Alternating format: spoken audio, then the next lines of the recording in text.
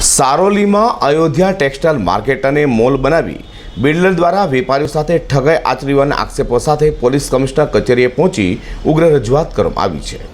સુરતમાં બિલ્ડરો દ્વારા ઠગાઈ કરવાના બનાવો છાસવારે વધી રહ્યા છે, ત્યારે વધુ એક ઠગોનો બનાવ સામે આવ્યો છે, જેમાં દુકાનનું તગડું ભાડું ચૂકવણીની લાલચ આપીને 300થી પણ વધુ વેપારીઓ પાસેથી કરોડો રૂપિયા લઈ લીધા બાદ બિલ્ડરો દ્વારા હાથ ઊંચા કરી દીધા હોવાના આક્ષેપો વેપારીઓ દ્વારા કરાયા છે।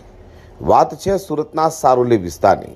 સારોલી વિસ્તારમાં આવેલા અયોધ્યા ટેક્સટાઇલ માર્કેટ અને મોલ બનાવનારા બિલ્ડરો દ્વારા વેપારીઓને દુકાનના ભાડાની એગ્રીમેન્ટ કરી આપી ડાયરી બનાવીને લાખો કરોડો રૂપિયા પડાવી લીધા હોવાના આક્ષેપો વેપારીઓ કર્યા છે।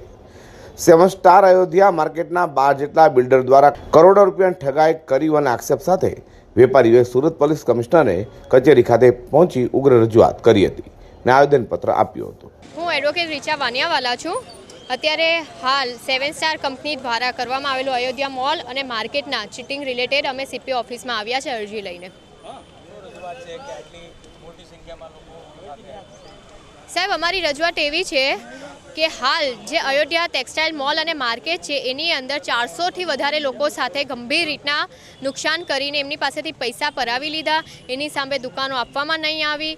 અત્યારે ત્યાં પ્રોજેક્ટ લોન માટે પૈસા લીધેલા હતા કંપનીઓ પાસેથી, તે પણ ચૂકવા નહીં અને આખું કૌભાંડ ઊભું કરી દેવામાં આવ્યું છે।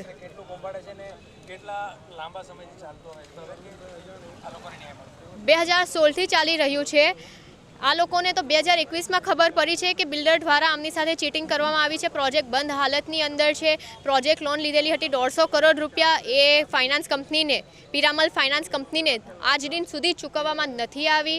આ લોકો પાસે 500 કરોડથી વધારે ભોગ બનનારાઓ પાસેથી લઈ લીધા છે। એની સામે એમને નથી દુકાન મળી, નથી કોઈ પજેશન આપવામાં આવ્યું, નથી કંઈક અમુક જણે તો ડાયરી છે, ડાયરી સિવાય બીજું કશું કંઈ આપવામાં બી નથી આવ્યું। અયોધ્યા ટેક્સટાઇલ માર્કેટ અને મોલમાં દુકાનો ભાડે લેનારાઓ સાથે ઠગાઈ આચરી હોય આ મામલે ગૃહમંત્રી સુધી પણ રજૂઆત કરાઈ છે, ત્યારે વેપારીઓની માંગ છે ઠગાઈ કરનાર સામે કાનૂની કાર્યવાહી કરવામાં આવે। અઝર કુર્સી સાથે પ્રકાશવાળા।